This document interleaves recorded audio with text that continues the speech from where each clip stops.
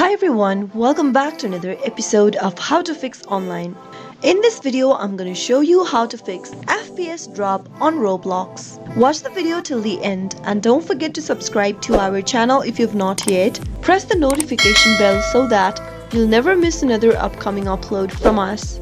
If you are going through FPS drops on your Roblox application, then here are some fixes you could try out. The first thing to do is to make sure that your drivers are updated, since FPS drop might occur because of outdated graphic cards drivers, malware and virus attacks, or even hard drive issues. The most easiest way to solve this issue is to simply go ahead and open up your Start button from your Windows and click on Settings. Once opened up the Settings option, go and click on this Windows Update button at the bottom left. Now, check for available updates by clicking on this Check for Updates button.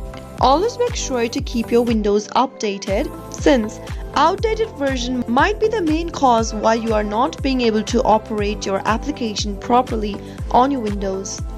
Once you check for available updates and download to the latest update for your Windows, simply open up your Roblox app.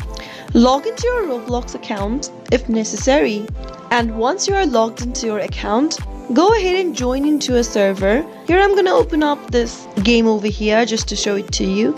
Once you open up a game, just join into it. And once you're inside, go and click on this Roblox icon at the top left. Click the settings button and scroll down to graphic mode. Click on manual and make sure to select your graphic quality to maximum. Click on the resume button and see if that fixes your issue.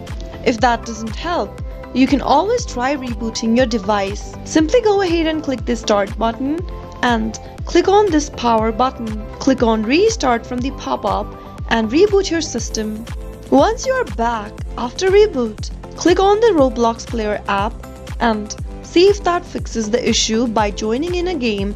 That was how you can easily solve FPS dropping on Roblox. I hope the tutorial was helpful to you. If it was, go ahead and give us a thumbs up.